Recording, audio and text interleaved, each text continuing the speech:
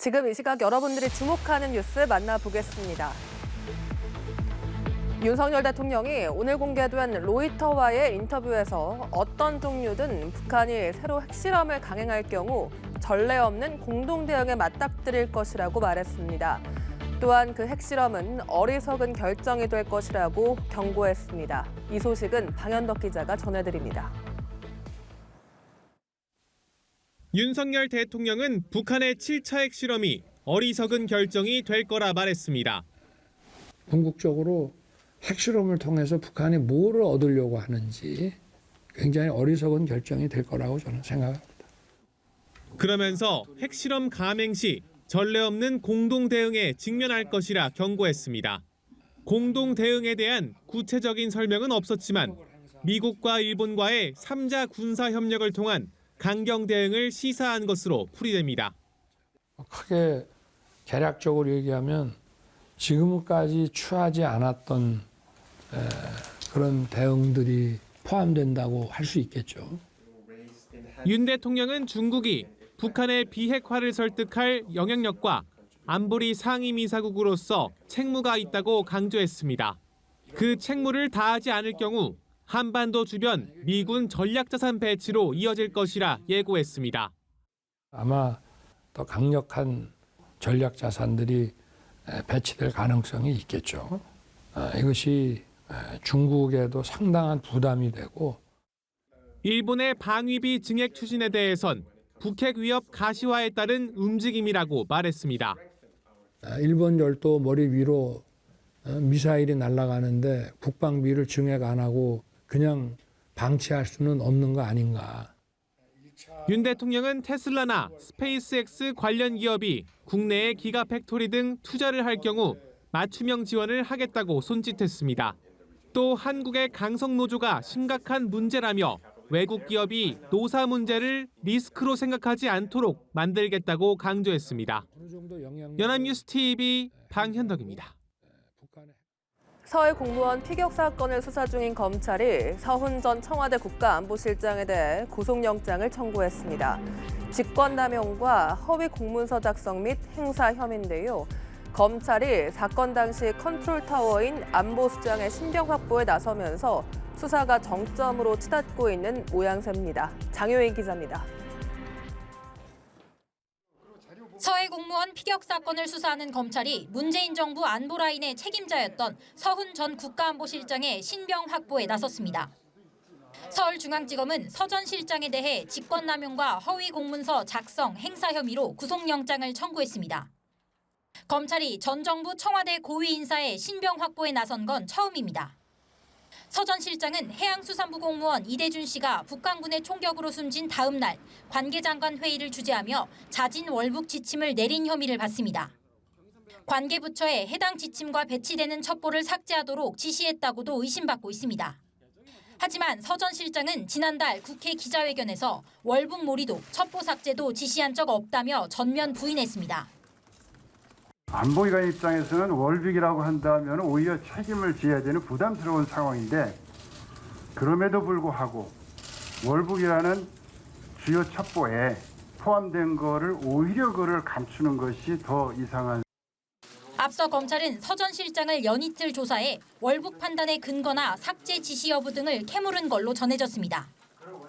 영장 청구 배경엔 서 전 실장이 혐의를 전면 부인하는 점에 더해 중대 사안에 깊숙이 개입했고 관련자들과 말맞추기 등으로 증거를 인멸할 가능성도 고려된 걸로 풀이됩니다. 주요 피고발인 가운데 박지원 전 국가정보원장은 아직 조사를 받지 않았는데 소환이 머지 않았다는 전망이 나옵니다. 문재인 정부 고위 인사들이 줄줄이 수사선상에 오른 가운데 검찰이 서 전 실장의 신병을 확보할지 청와대를 정조준한 칼날이 어디까지 향할지 주목됩니다. 연합뉴스 TV 장효인입니다. 오늘 날씨가 급격히 추워졌는데요. 기상청은 내일 아침 기온이 오늘보다 15도 이상 급하강해 각종 피해가 우려된다며 한파경보를 발령했습니다. 12월 이전에 한파경보가 내려진 것은 역대 두 번째고요. 11월 한파경보는 처음입니다. 내일 강추위에 단단히 대비하셔야 할 것 같습니다. 김재훈 기상전문기자가 자세히 전해드립니다. 비구름이 물러가고 강력한 한파가 시작됐습니다. 오전 10시를 기해 서울을 비롯한 전국 대부분 지역에 한파 경보가 발표됐습니다. 한파특보 발효 시각은 중부 오후 6시, 남부는 오후 9시부터입니다. 기상청은 내일 아침 기온이 오늘보다 15도 이상 급하강하면서 급격한 저온으로 인한 피해가 우려된다며 한파 경보를 발령한다고 밝혔습니다. 12월 이전에 한파 경보가 내려진 건 역대 두 번째로 11월 한파 경보는 이번이 처음입니다. 내일 강원 대관령의 기온이 영하 12도, 서울 영하 7도까지 뚝 떨어집니다. 하루 사이에 기온이 20도가량 곤두박질하는 데다 찬바람까지 더해지면서 체감 추위가 무척 심하겠습니다. 노약자와 어린이는 보온에 유의하고 축산 농가 등에서도 급격한 저온에 대비가 필요합니다. 갑자기 날씨가 돌변하는 건 그간 이상고온에 막혀 시베리아 부근에 쌓여있던 찬 공기가 비구름을 뒤따라 한반도로 밀려들기 때문입니다. 모레 아침에는 서울의 기온이 영하 9도까지 떨어져 가장 춥겠습니다. 이번 추위는 금요일 낮부터 누그러지겠습니다. 기상청은 충청과 호남 서해안에는 눈이 내리는 곳이 있겠다며 보행과 교통안전에 주의를 당부했습니다. 연합뉴스TV 김재훈입니다. 음원 사용료 정산 문제를 두고 가수 이승기 씨와 소속사 간 진실 공방이 뜨겁습니다. 이 소속사 후크 엔터테인먼트는 지난 25일 입장문을 통해 이승기와 재계약 당시 정산을 완료했다고 밝힌 바 있는데요. 이승기 측은 음원료 지급 정산서를 받은 적이 없다고 추가 반박했습니다. 진실은 어디에 있을까요? 양측 공방을 신세롬 기자가 정리해드립니다. 가수 겸 배우 이승기가 데뷔 후 줄곧 몸담아온 소속사와 갈등을 빚고 있습니다. 갈등의 발단은 음원 수익료입니다. 이승기의 법률 대리인 측은 데뷔 후 18년간 후크엔터에 소속돼 활동했고 연예 활동 및 정산에 관해 전적으로 믿고 따라왔지만 최근 몰랐던 음원료 수익 발생을 알고 정산을 요구하는 과정에서 신뢰관계가 깨졌다고 밝혔습니다. 이에 지난 15일 소속사 측에 관련 내용 증명을 보냈다는 겁니다. 또 이 과정에서 소속사 측이 마이너스 가수라며 음원 수익 정산 내역 제공을 거부하고 입에 담기 어려울 정도의 모욕적, 위협적 언사를 했다고 폭로했습니다. 소속사 측은 직후 반박 자료를 냈습니다. 2021년 전속 계약을 다시 체결할 당시 정산 내역을 쌍방 확인하고 금전적 채권, 채무 관계를 정산하는 합의서를 썼다는 겁니다. 하지만 이승기 측은 2021년 합의서는 부동산 투자금 47억 원에 관한 것이라며 2018년 이후에나 제공된 매출 내역서에도 음원료 관련 내용은 없었다고 재차 반박에 나섰습니다. 이처럼 양측의 입장이 팽팽하게 맞서면서 향후 법적 다툼도 불가피할 것이란 관측이 나옵니다. 하지만 이승기 측은 가족처럼 의지해왔던 관계를 고려해 소속사의 성실한 회신을 아직 더 기다리는 모양새입니다. 연합뉴스TV 신세롬입니다. 중국에서는 봉쇄식 방역 정책에 반발하는 대규모 시위가 잇따르고 있습니다. 중국 당국이 시위 확산을 막기 위해 총력전인데요.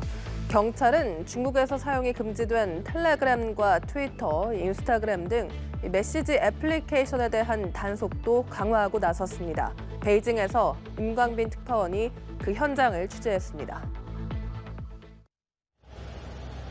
베이징 시내 중심에서 북서쪽에 자리한 쓰퉁차오 고가도로입니다. 베이징대와 칭화대 등 중국 명문대학과 멀지 않은 이곳 주변으로 경찰들이 대거 배치돼 삼엄한 분위기를 연출합니다. 중국 당국의 방역 정책을 비판하는 시위대가 이곳으로 올 것이라는 소식이 전해지자 반경 1km가 넘는 주변 지역까지 단속이 강화됐습니다. 수퉁차오에서는 지난 10월 제로 코로나 정책과 시진핑 주석을 비판하는 내용의 현수막 시위가 벌어졌는데 이후 이곳은天安문 광장과 더불어 중국의 민주화 운동 성지로 떠올랐습니다. 다만 부쩍 강화된 경찰의 단속으로 하루 앞서 베이징 북동쪽 량마차오에서와 같은 대규모 시위는 벌어지지 않았습니다. 경찰은 중국에서 사용이 금지된 텔레그램과 트위터, 인스타그램 등 메시지 애플리케이션에 대한 단속도 강화하고 나섰습니다. 당국의 단속을 피해 시위 관련 정보를 공유하는 것을 막겠다는 것인데 일부 지역에서는 시민들의 휴대전화를 임의로 검사하는 일까지 벌어진 것으로 알려졌습니다. 한편 트위터에서는 봉쇄 반대 시위와 관련해 검색을 하면 엉뚱한 음란물이나 도박 등의 콘텐츠가 나오는 사례가 급증한 것으로 전해졌습니다. 미국 CNN 비즈니스는 관련 전문가들의 말을 인용해 중국 당국이 고의로 여론 조작을 시도하는 것으로 보인다고 보도했습니다. 이런 가운데 SNS에서는 수저우 시내 도로에 탱크가 지나다니는 영상과 함께 이 탱크가 대규모 시위가 벌어진 상하이로 향하는 것이라는 주장의 글도 잇따라 올라왔습니다. 베이징에서 연합뉴스TV 임광빈입니다.